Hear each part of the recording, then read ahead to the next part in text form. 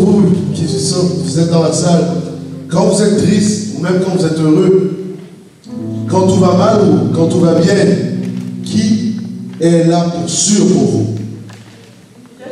C'est Jésus. Alors qui nous relève de nos victoires ou de nos chutes? C'est qui? Jésus. Qui combat pour nous? C'est qui? Jésus. Quand vous vous sentez seul, est-ce que papa ou maman peuvent combler tous vos besoins? Non. Pasteur. Bon, entrons tous à la maison alors. Quand papa, les enfants, quand papa et maman ne peuvent pas vous aider, ou les amis, qui peut vous aider pour sûr? C'est Jésus. Maman, quand papa ne peut pas vous aider, qui peut vous aider pour sûr? Jésus. Oh, les papas, quand au boulot ça va mal, quand il y a des stress au travail, qui peut vous aider pour sûr? C'est Jésus. Bon, quand une église a besoin d'aide et de réconfort, qui peut vraiment aider? Jésus.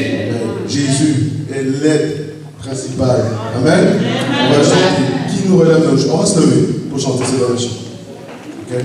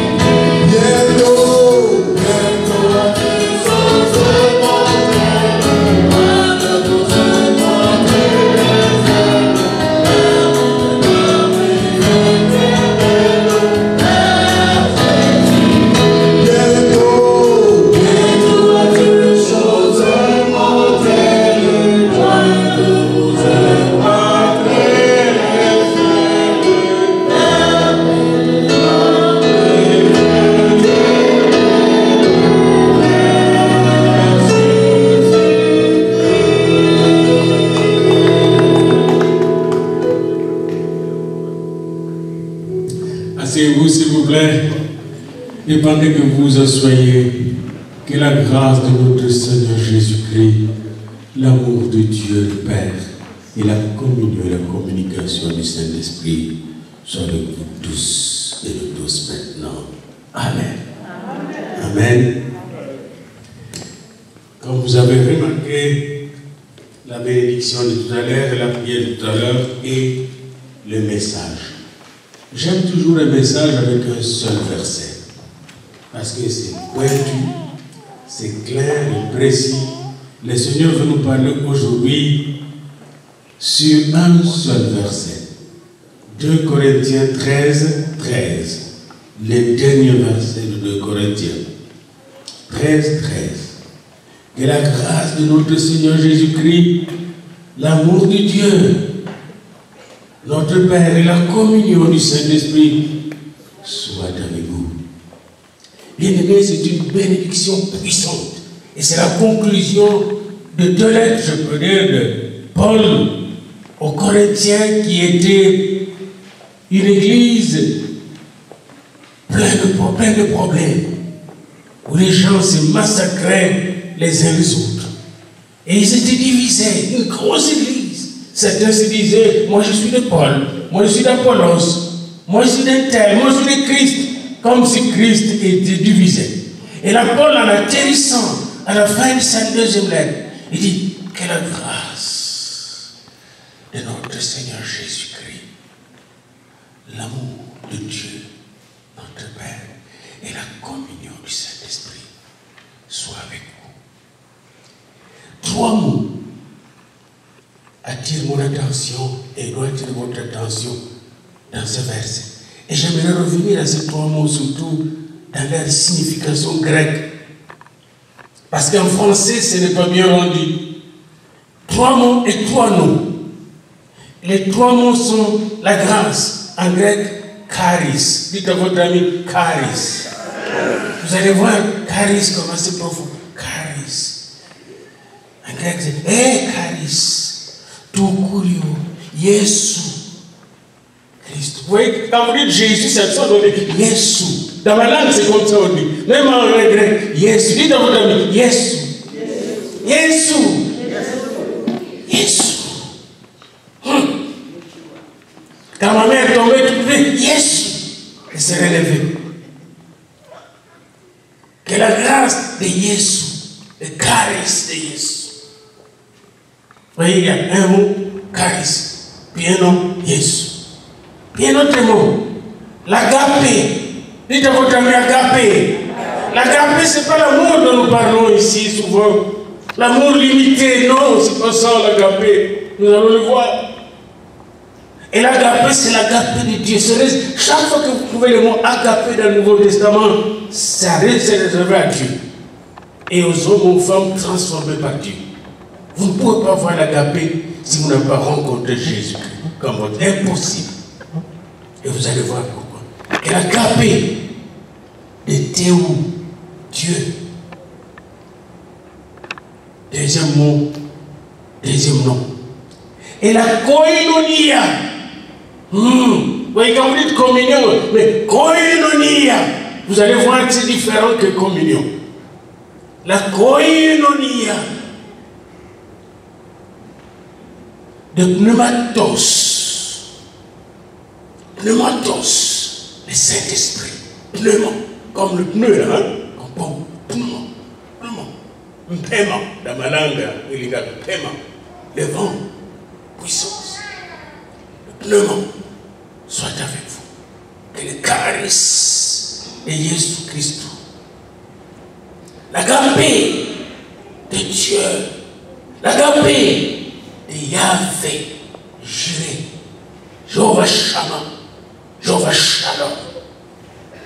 Et la communion du Saint-Esprit, le consolateur, soit avec vous. Voilà ce qui est pour la lecture. Je vais vous rendre. Parce que quand les Corinthiens, c'était en grec. Oui, nous sommes plusieurs années, 56 ans après Jésus-Christ. Il y a une distance qui nous sépare de cette histoire-là. Nous devons aller vers comment ces gens-là, quand ils ont reçu cette lettre, comment ils se sont sentis. Je vous dis, à la fin de la lettre, ils étaient réconfortés, ils étaient transformés. Et vous allez voir pourquoi. Commençons par les charismes de notre Seigneur Jésus-Christ. Les charismes de notre Seigneur Jésus-Christ est un besoin pour le monde entier, bien-aimé. Les riches comme les pauvres ont besoin de grâce. Vous connaissez la famille d'un boxeur au Guadeloupe qui a eu beaucoup de problèmes ici même au Guadeloupe. Le boxeur était tué par sa femme, paraît-il, dans un coin là, dans un pique-nique en Amérique latine. Il y avait pas mal de problèmes dans la famille, beaucoup d'histoires qui sortaient. Et vous voyez comment il s'est traité à la télévision. Il n'y avait pas de grâce. Comme quand on joue au hockey là, on cogne l'un l'autre, il n'y a pas de grâce. Pas de grâce, on veut gagner. On écrase l'autre. Tout le monde a besoin de grâce. Qu'est-ce que la grâce?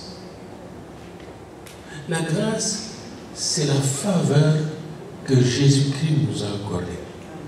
La grâce a été accordée des gens comme moi et vous, pécheurs, des gens comme vous et moi qui ne valaient rien, sinon des mortels.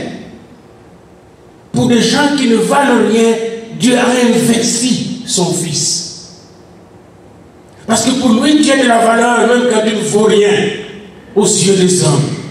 Comme les hommes, ils se regardent, ça c'est low life. Vaut rien. Mais Jésus veut chercher son vaut rien.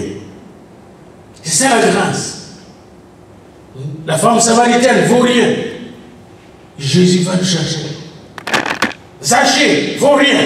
Jésus va le chercher. C'est ça la grâce. La grâce, c'est l'investissement que Jésus a payé gratuitement pour vous chercher, pour me chercher dans mon trou de péché, là où j'étais perdu. Et j'aime toujours, et Paul voulait le rappeler. La grâce, Jésus nous parle gracieusement, savez-vous ça? Jésus nous parle, quand Jésus parlait à la femme qu'on allait lapider, il dit, ils ne vous ont pas lapidé, tout le monde, ils sont partis tous. Moi aussi, je ne te condamne pas. La grâce ne nous condamne pas, mais nous libère. Sans la grâce, on se condamne les uns les autres. Même dans nos maisons, parfois, on se condamne les uns les autres. Jésus, quand il regardait Pierre qui l'avait renié 3 fois. Jésus est venu avec une parole. M'aimes-tu?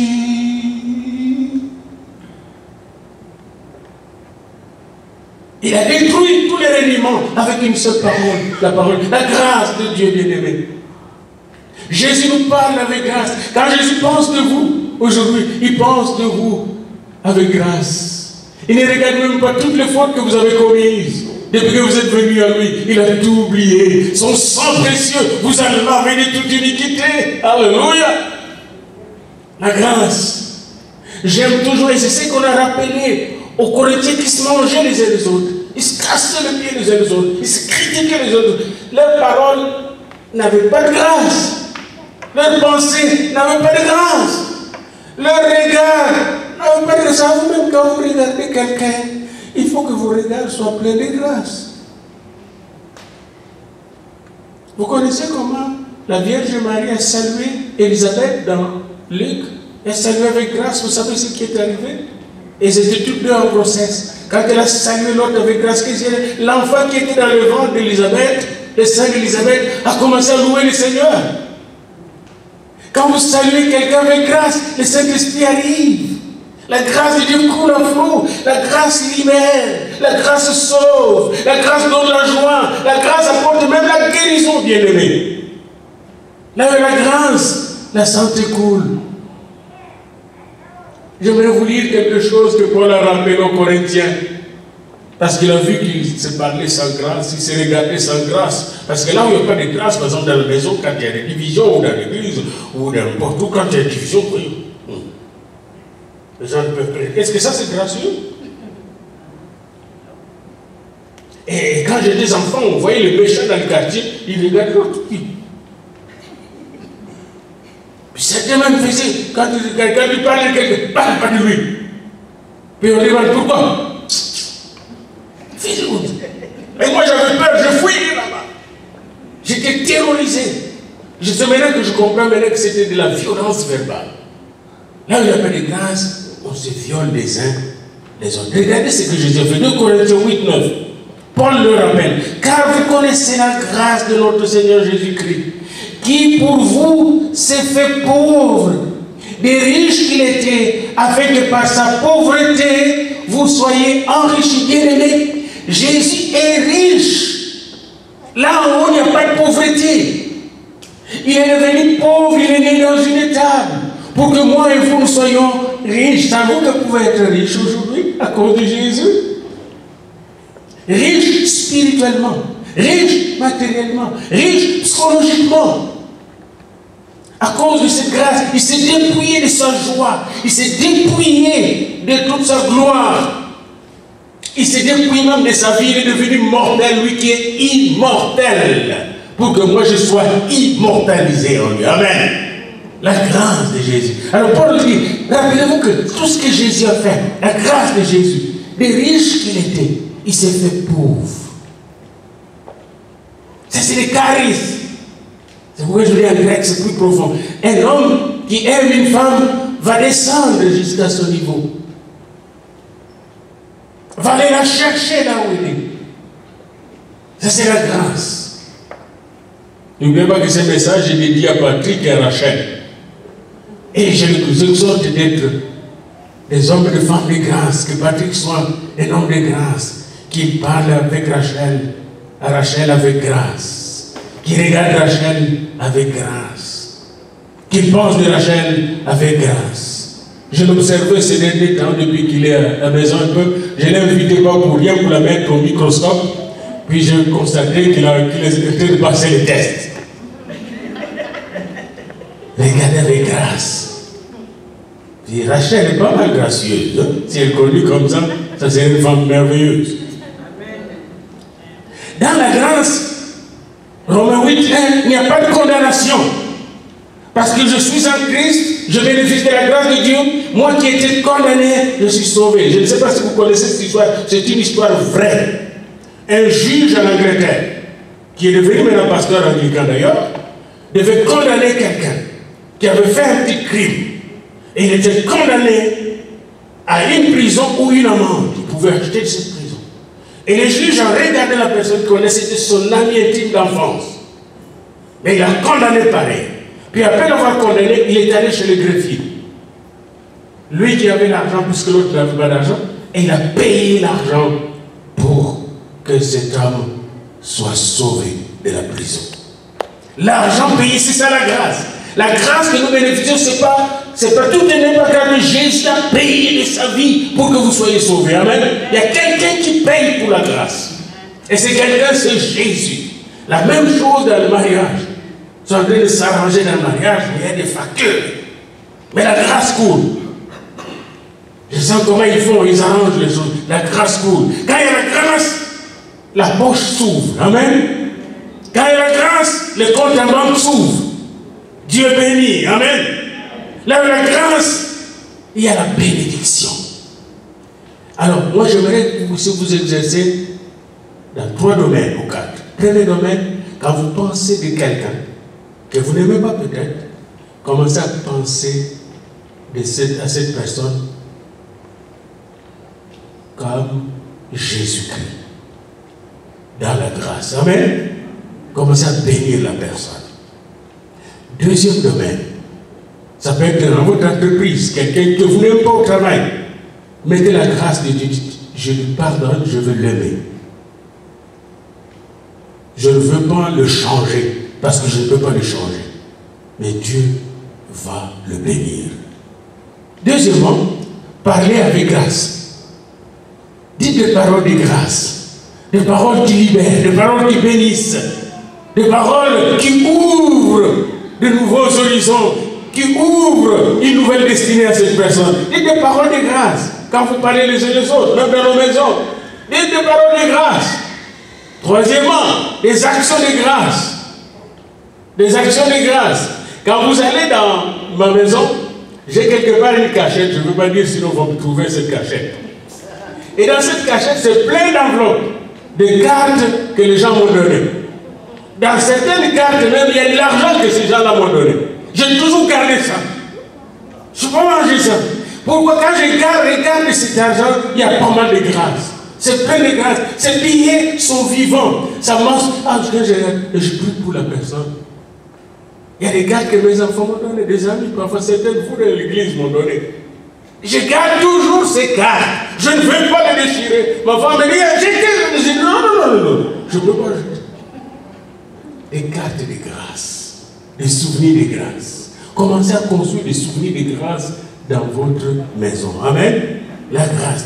Savez-vous que quand vous allez au ciel, vous allez trouver la grâce, des bénédictions, des grâces que Dieu a préparées pour vous? Les charismes, la grâce. Il y a des cadeaux que Dieu a préparés pour vous.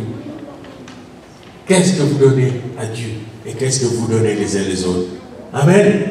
Bien-aimés, dans la grâce, il n'y a pas de condamnation. Donc, entre nous, nous ne devons pas nous condamner. Patrick, il ne faut pas condamner Rachel. Amen. Et Jésus ne va pas condamner Rachel. Patrick a trouvé Rachel avec un enfant. Il a dit, Rachel, je t'accepte avec l'enfant. Puis l'enfant est maintenant l'enfant de Patrick. Et ça fonctionne très bien. Puis inutile de parler, il m'a dit non. Il y a de l'amour là-dedans. Et Néla est très contente d'avoir son papa que Dieu a préparé pour elle avant la fondation du monde. C'est ça la grâce. La grâce libère, donne à l'autre l'opportunité de se développer dans le plan de Dieu. La grâce. Il faut donner la grâce à l'autre. Amen. Je dois donner la grâce à l'autre qui vit avec moi. Et je suis sûr et certain que Rachel a donné la grâce à Patrick. Et dit, Pape, je pense que tu peux aller plus loin avec moi. Amen. Et je vois chaque fois qu'on me regarde, pas beaucoup, mais son regard est un regard d'une forme d'action. La grâce. Alors, s'il vous plaît, quand vous allez vous regarder dans le foyer, Rachel, commencez déjà dès maintenant, vous regardez avec grâce. Hein? Et vous allez voir, je vais vous montrer quelque chose. Vous parlez avec grâce. Deux, pensez à votre partenaire, vous pensez à votre partenaire avec grâce, puis vous agissez avec grâce. Les attitudes de grâce, c'est pourquoi on ne tape pas, on ne se bat pas nous autres, à cause de la grâce. Quand je vais battre ma femme, il y a la grâce qui dit non. Non. Et la grâce me rend faible. Et quand je suis faible, je suis fort. La grâce, les caresses. Dites à votre ami, la grâce du Seigneur, les caresses. Dites à votre ami, la grâce du Seigneur. Et maman, elle est seule, elle a besoin de quelqu'un pour lui dire la grâce du Seigneur. L'agapé. Et savez-vous, je parlais de la grâce, c'est vrai. Nous avons besoin de la grâce verticale qui vient de Dieu. La grâce m'a sauvé. Mais j'ai aussi besoin de la grâce de mon partenaire, de mon voisin, de mon bien-aimé. Même entre nous voisins dans le quartier, on s'entraide. Dernièrement, on a réparé notre clôture avec ma voisine. Elle est capable, elle peut faire les travaux manuels. Et moi, je suis allé acheter le clou et la planche. Puis elle a fait le travail. Et moi, je l'ai dit. La grâce de Dieu. Les uns, les autres. Grâce verticale, grâce horizontale. Dans le foyer, c'est la même chose. Il ne faut pas seulement dire, moi je prie, et Dieu seulement. Non, Dieu va vous demander, est-ce que vous accordez la même grâce à l'autre? Tout doucement, l'agapé. Dites à votre ami, agapé. Les mots me manquent pour définir ces termes, ces concepts bien-aimés. Agapé. Paul nous le définit un peu dans 1 Corinthiens 13 et 4-8. Il dit l'amour, l'agapé est patiente. Parce que quand vous dites agapé, c'est féminin. L'agapé est patiente. Qu'est-ce que la patience? Avez-vous la patience? Pouvez-vous endurer quelqu'un pendant des heures et des heures et des heures et des heures? Quelqu'un qui fait vraiment des choses contraires à ce que vous aimez. La patience. L'agapé est non seulement patiente, elle est pleine de bonté. C'est-à-dire quand quelqu'un est plein d'agapé, il est pleinement bon. Quand quelqu'un est pleinement bon, il ne vous fera jamais du mal. Il ne vous dira jamais du mal. L'agapé n'est point envieuse. Je connaissais un gars, il était à Montpellier en France, pas ici. Ici, il n'y a pas de tels gens. Ils étaient tous à l'école, à l'université, puis des boursiers.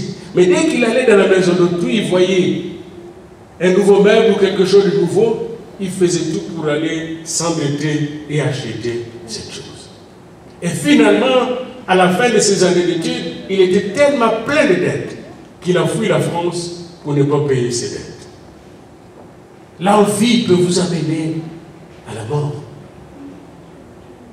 Il n'y a pas longtemps, cette semaine, nous venons de perdre toute une famille à Colorado. La famille de M. Chris Watt, avec Mme Shannon Watt. 3 enfants, dont l'enfant qui était dans la grossesse, 15 semaines, et 2 petites filles de 4-3 ans ont été tuées par leur père avec la femme. Et quand on est allé regarder pourquoi, parce qu'on a cherché d'abord les petites menties, qu'ils avaient fui la maison. Mais grâce au Seigneur, on a découvert que c'est lui qui les a dit, on a découvert le corps. Quand on a regardé, c'était leur compte en banque, était dans le rouge. Ils étaient pleins de dettes. Et peut-être qu'il voulait liquider sa famille pour aller faire des assurances et récupérer un peu plus d'argent. Voyez-vous comment les membres d'Agapé peuvent vous amener à faire des choses abominables. Bien aimé, l'argent n'est pas la réponse à tous nos problèmes. Mais Jésus est la réponse à tous nos problèmes. L'agapé, dans le mariage. L'amour ne fait rien de malhonnête. L'amour ne s'enfle pas d'orgueil. L'amour ne se vante pas. Ça, je me rappelle toujours chez nous, je ne sais pas, papa, et nous, si tu te rappelles, chez nous, quand on terminait nos universités, parce qu'eux sont nos aînés de l'université, quand ils terminaient là, c'était des grands hommes. Hein. Puis quand ces gens-là marchaient dans l'école avec leur Mercedes ou bas, ils étaient comme des blancs intouchables. Puis, avec des chauffeurs. Après un certain temps, c'est pas tout le monde, mais la majorité, l'économie a sombré. Maintenant, quand tu termines l'université, pour avoir le travail, c'est difficile.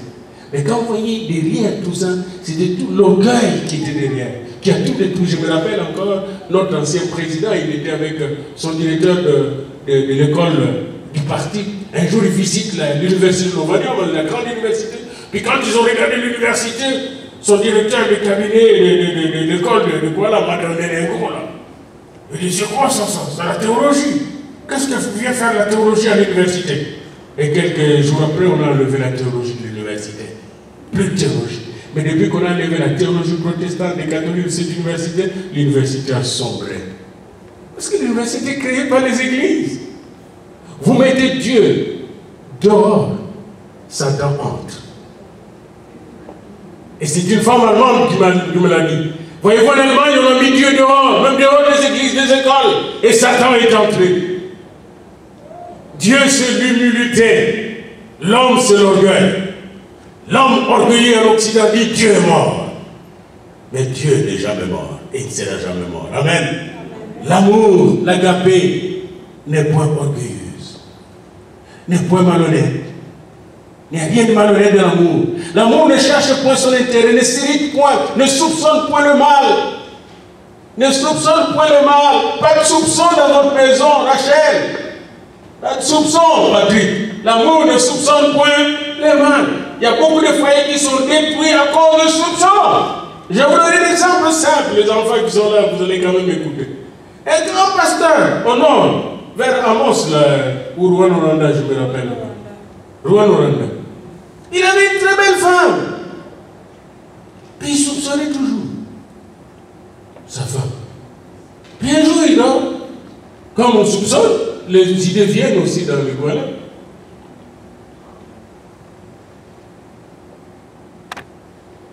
Il se réveille, il regarde sa femme. Je vis que Dieu s'allait avec un homme. Je vais lui voir un songe. Ah, la femme dit, laissez-moi tranquille, laissez-moi, je dors. Vous savez comment les femmes dorment, hein? Profondément. Puis après, 2 jours après, ah, j'ai vu cette fois, c'est rien. La femme lui a dit la 3e fois quand vous allez le dire, je quitte cette maison. Parce que vous êtes devenu fou. Et il n'a pas tardé, 3e fois, il a encore dit. La femme, quand elle a entendu comme ça, elle a fermé ses bagages, elle ne savait pas où aller. En ce moment-là, quand on quittait la maison, on ne divisait pas les choses. Hein. L'État n'était pas derrière les femmes. Mais la femme était fatiguée. Ça fatiguait les nerfs. Elle faisait tout pour cet homme. Et cet homme disait toujours qu'elle lui avait avec lui. Mais la femme ne connaissait aucun homme. Elle est allée aux États-Unis quelque part. Et là, plusieurs années après, elle a trouvé un bon mari qui était plein d'agapé. Et l'homme est resté. Il a trouvé une femme vraiment capable de le discipliner. J'entre pas dans le détail. Mais on l'a tellement discipliné que son cœur est devenu malade. Et on l'a payé, je ne sais pas combien de fois le cœur. L'amour ne soupçonne point le mal. Soupçonnez pas le mal. Il y a des gens qui font que soupçonner le mal. Même dans une église, quand on se soupçonne les uns les autres, on ne peut pas progresser. Dans une maison pareille. Et le diable, c'est un spécialiste en soupçon. Savez-vous que votre civilisation et la civilisation occidentale est fondée sur le soupçon? Vous savez ça? Je n'ai pas le temps de vous en parler. Il y a 3 grands soupçonneurs. Des spécialistes qui ont mis la philosophie occidentale en soupçon. 1. Freud. Je ne vous dirai pas quoi. Lui, Freud, il soupçonne partout les choses sexuelles. 2. Nietzsche. Nietzsche soupçonne partout la religion comme un instrument d'exploitation. Nietzsche. Il était malade de soupçons. Malade de soupçons. Puis il y a un 3e. J'oublie maintenant son nom.